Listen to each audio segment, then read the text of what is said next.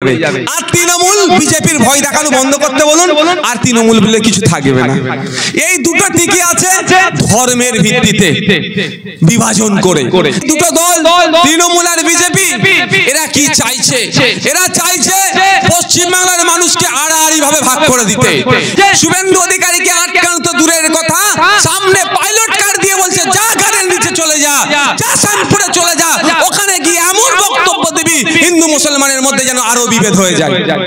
কোন ধর্মের মানুষ কোন বর্ণের মানুষ নয়, অন্যায়কে অন্যায় বলে দেখেছি।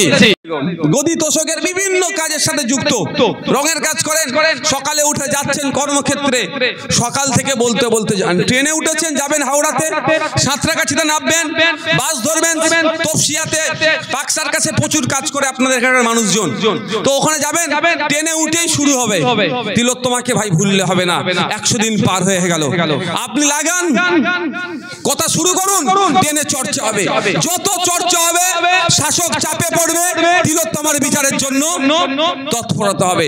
আর একটা কথা বলে রাখি, আমি আইন সভার একজন সদস্য হিসাবে বলছি, আমি একজন ল মেকার হিসাবে আপনাদের বলছি, যতক্ষণ না পর্যন্ত পাবলিক ডোমেইনে জনমানুষে এটার আওয়াজ বেশিভাবে ওঠে, ততক্ষণ পর্যন্ত দ্রুত বিচার আপনারা পাবেন না। যদি দ্রুত বিচার পেতে চান, তিলোত্তমার পরিবার বাংলা যদি ন্যায় দ্রুত দেখতে চাই, আপনাকে আমাকে সোচ্চার হতে হবে। সুপ্রিম কোর্টে মামলা চলছে, চলবে, ও মামলা চলছে চলবে, তারিখ পে তারিখ, কিন্তু আপনাকে আমাকে চর্চা করতে হবে। সকালে উঠে বাজারে যাবেন, দোকান খুলবেন, ওখানে বলতে হবে তিলোত্তমার বিচার চাই, তিলোত্তমার দ্রুত বিচার চাই, এই আওয়াজটা চলতে থাকবে। আশা করছি এটা হবে তো। দেখুন, আমি বলার কারণ কি, তিলোত্তমার জীবনটা যেত না, তিলোত্তমার সাথে ওই নৃশংসতা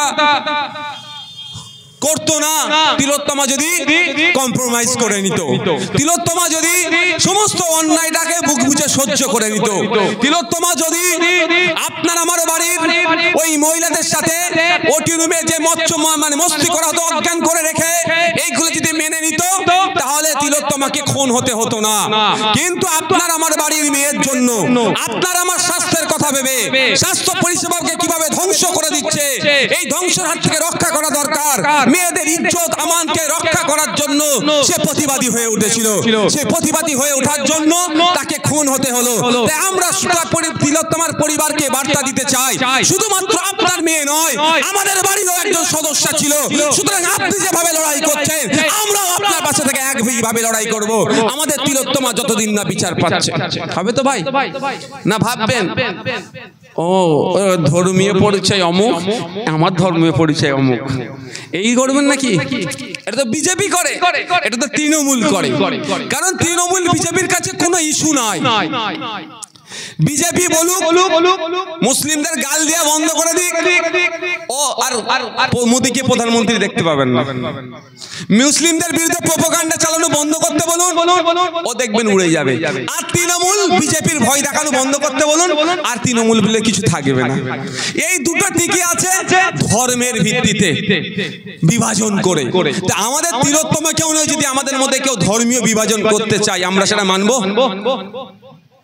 যে মহিলাগুলো মর্গে থাকতো, তাদের সাথে নোংরামি করে ভিডিও তুলে বাইরে বিক্রি করতে এই সন্দীপ ঘোষেরা, বুঝতে পেরেছেন? ও কি দেখতো নাকি? হ্যাঁ, আব্দুল করিমের পরিবারের লোক না এটা শঙ্কর চ্যাটার্জির পরিবারের লোক দেখতো? দেখতো কি না? কোনো ঘোষেদের মেয়ে না, মন্ডলদের মেয়ে না, আপনার মিরেদের মেয়ে কিছু দেখতো কি? ও নোংরামি করতো, করে ভিডিওটা বানাতো। আপনার বাড়িরও মেয়ে থাকতে পারে, অন্যের বাড়িরও মেয়ে থাকতে পারে, তাই ওর প্রতিবাদটা সবার বাড়ির মেয়েদের জন্য করছিল, নারী পুরুষ নির্বিশেষে সমাজ ব্যবস্থার জন্য করছিল।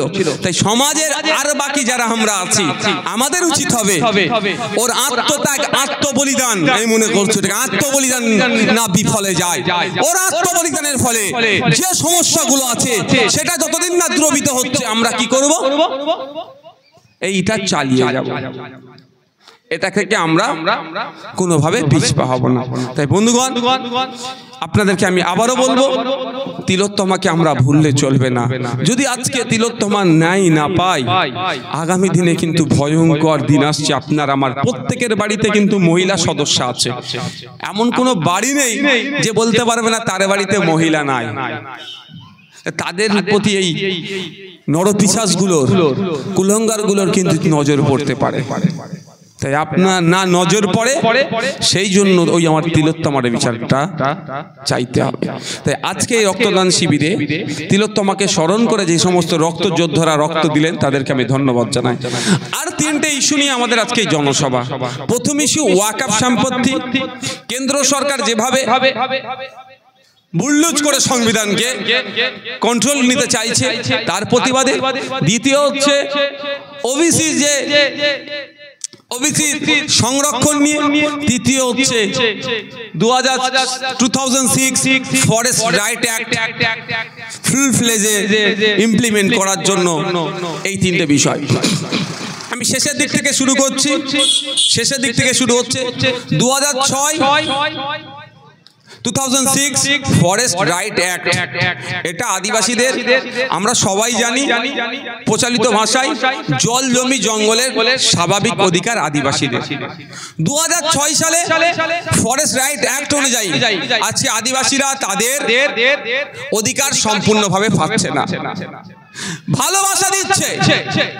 এই গত 15 তারিখে আদিবাসীদের বীর যোদ্ধা, স্বাধীনতা সংগ্রামী বিরসা মুন্ডা, তার জন্মদিবস উপলক্ষে মুখ্যমন্ত্রী গিয়ে সেখানে অনেক ভাষণ দিলেন, তাদের সাথে নৃত্য পরিবেশন করলেন।